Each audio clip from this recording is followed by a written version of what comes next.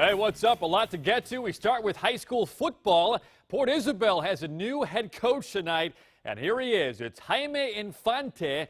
He spent the last 15 seasons as Lyford's head football coach. The other big news this evening, the high school basketball playoff games, a whole bunch of them, but there was only one game for the girls. Weslaco High School, the Valley's last contender in the state playoffs, and the Pantherettes take it on United in Roma. Channel 5 Sports was there. The Pantherettes ready to rock, specifically Brianna Peña. Bri Peña fakes the pass, lets it fly, splash, and she was just warming up. A little bit later, Jada Lopez finds Peña at the top of the key.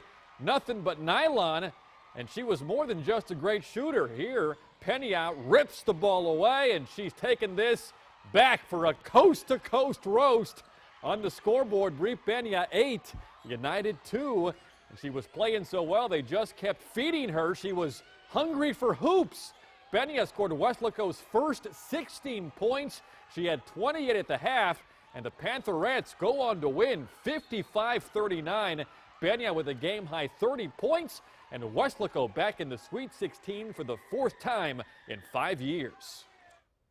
I had told one of my teammates before the game even started, I was like, I have a good feeling about this game. And I mean, it just showed. I just wanted the ball in my hands. I obviously had the hot hand. They gave it to me in the backside, I just let it rip. It was like just a magnet going in. She opened things up for us a lot, and I think it rattled them quite a bit, and in turn it gave us so much more confidence going forward. The Pantherettes on to the regional tournament. They'll play Brandeis Friday at 6 o'clock in Laredo. On the boys' side, the playoffs just underway with the first round. Tonight, several teams hit the court, and we start the boys' highlights at PSJA Southwest. Mercedes matching up against Pioneer, and the Diamondbacks off to a hot start. First quarter, Jordan Wilson with the pull-up J, and Pioneer would keep on bringing the heat. Michael Madrigal pounds it down low, and the Diamondbacks jump out with a 7-0 run, but the Tigers come roaring back. Here's a fast break.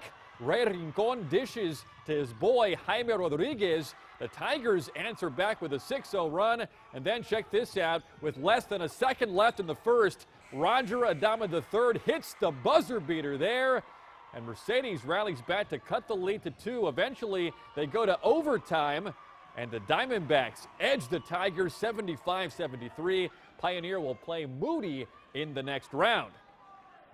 Over to San Juan, Roma and Brownsville veterans colliding at PSJA High School. Chargers coming off a district championship. Second quarter, Gladiators down 12. Jesse Guerra with a nice pull-up, and that cuts the lead to single digits. Later, Armando Rodriguez with a corner 3.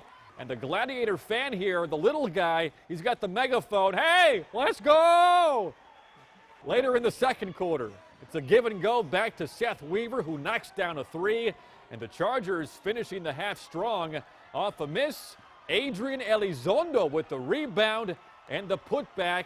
And Brownsville veterans holds off Roma 83-75. Chargers advance to area. They'll see Laredo Nixon next. More basketball coming at you. 31-6A top seed Edinburgh at home against Harlingen South, the 4 seed from 32-6A.